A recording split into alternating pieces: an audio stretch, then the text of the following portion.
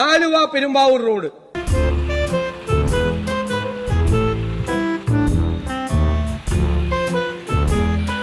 എട്ടു മാസമായി റോഡ് കേടായി കിടക്കാണ്. 8 മാസമായി.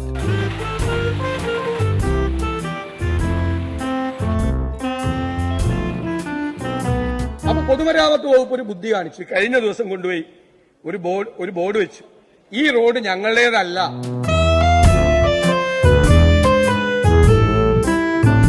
റോഡിലെ കുഴികളിൽ വീണ് നടുപൊടിയുമ്പോൾ രോഷം പ്രകടിപ്പിക്കണമെന്ന് തോന്നിയാൽ അത് ഞങ്ങളുടെ നേർക്ക് വേണ്ട, വാട്ടർ അതോറിറ്റിയിലെ ഉദ്യോഗസ്ഥരെ വിളിച്ച് ആ ദേഷ്യം പ്രകടിപ്പിച്ചോളൂവെന്ന PWDയുടെ മുന്നറിയിപ്പ്.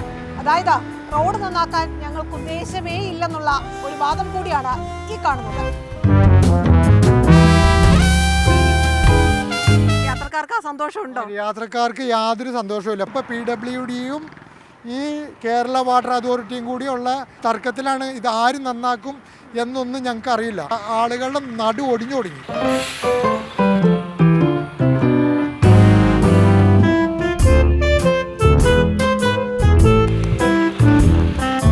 പെരുമ്പാവൂർ റോഡിലെ ഈ പാതാള കുഴികൾ താണ്ടി പോകുന്നതിനെ ഓഫ് റോഡ് റൈഡിംഗ് എന്നല്ലാതെ മറ്റെന്ത് പറയാൻ?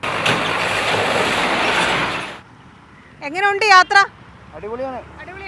ഓഫ് റോഡിന് ഏറ്റവും സെലക്റ്റീവായിട്ട് പറ്റുന്ന ഒരു റോഡാണ്. ഇവിടെ പഠിച്ചതിന് ഡ്രൈവിംഗ് ലൈസൻസ് വേറെ എടുക്കേണ്ട വരില്ല. കൂടോത്രം കൂടി എന്നല്ല പറഞ്ഞില്ലേ, അതൊക്കെ വെറുതെ രക്ഷപ്പെടാൻ മന്ത്രി പറഞ്ഞ ഓരോ തന്ത്രങ്ങളാണ്. 3 വർഷമായിട്ട് ഇതേ അവസ്ഥയാണ് ഇവിടെ. ഈ കുഴി ഡെയിലി ചാടി ബൈക്ക് എന്നും കംപ്ലൈന്റ് ആണ്.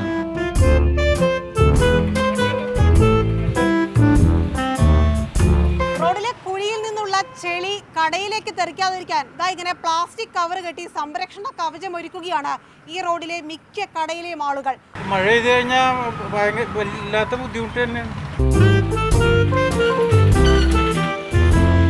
കാലവർഷം വരുമ്പോഴും റോഡ് കുളമാകുന്നതും MLA ഇതിനും ചിന്തിക്കാനും പ്രവർത്തിക്കാനും ആ കോൺട്രാക്ടറെ കൊണ്ട് ചെയ്യിക്കാനുമുള്ള ഉത്സാഹം ഉണ്ടായിരുന്നെങ്കിൽ ഇങ്ങനെ ഇത് വരുമായിരുന്നില്ല. മുഹമ്മദ് റിയാസ് പറഞ്ഞത് ഒരു സ്ഥലത്തും കുഴിയില്ല, ഞങ്ങളാണ് ഇവിടെ ഈ കുഴി ഇങ്ങനെ അടച്ചുകൊണ്ടിരിക്കുന്നത്. 2-3 വണ്ടിക്കാർ യാത്രക്കാർ വീണ്, ഞാൻ വീണ്. ഈ ദുരിതങ്ങളൊക്കെ സാധാരണ ജനങ്ങൾ യാത്രക്കാർ അനുഭവിക്കേണ്ടതാണ് എന്ന് കരുതുന്ന ഉദ്യോഗസ്ഥരോടാണ്. ഒരിക്കലെങ്കിലും ഈ ദുരിതത്തിലൂടെ നിങ്ങളും യാത്ര ചെയ്യണം. നടുപൊടിയിക്കുന്ന ദുരിതം അനുഭവിച്ചു തന്നെ അറിയണം.